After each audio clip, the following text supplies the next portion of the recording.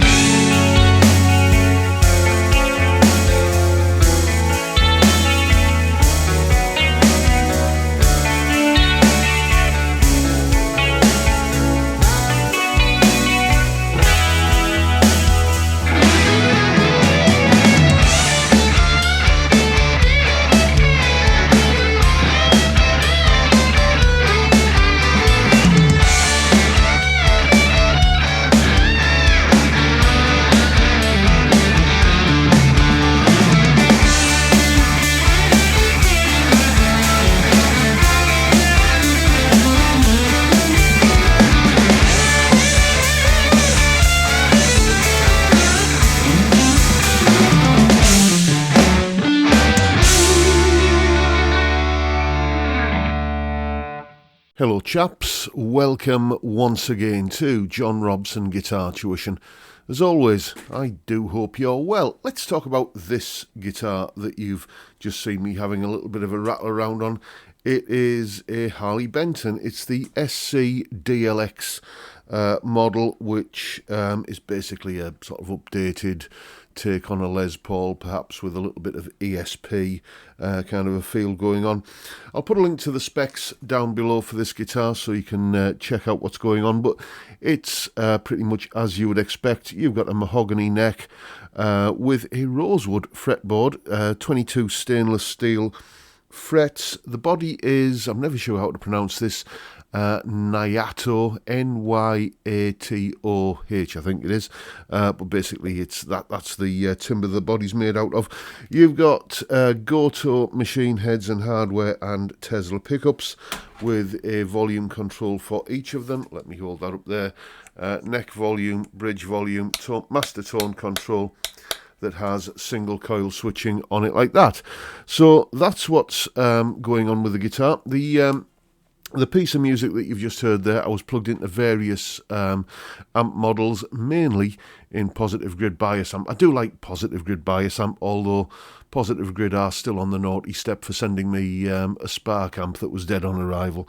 I am going to give them a second chance as soon as I get the refund, but at the time of recording this video, that hasn't happened yet. Anyway, that main sort of crunchy riff that kicked the tune off was going through this model. Then the clean strummy stuff was this one. The clean lead guitar parts were this one. The high gain or more rock-based lead guitar parts were this amp model, and the bridge section, that's where I went to, when I'm picking those arpeggios, that's where I went actually to Guitar Rig and used this model here. So Oh, by the way, yes, that piece of music there is a full tab in both Guitar Pro and PDF formats as usual, along with a clip of me playing the solo and a jam track to play along with. All of that is, as always, up on my Patreon page. There's the address and the link is in the description. $3 or £2.50 a month, and you get access to all of these extra little bits and pieces and goodies that go along with these YouTube videos. So, yeah, nice guitar to play this. Let's take a look at the vital statistics, the kind of thing that a lot of people want to see. There you can see the 1st and 12th fret neck profiles. The weight of the guitar, it's surprisingly light and comfortable, 3.1 kilos and 42.5 millimeters nut width.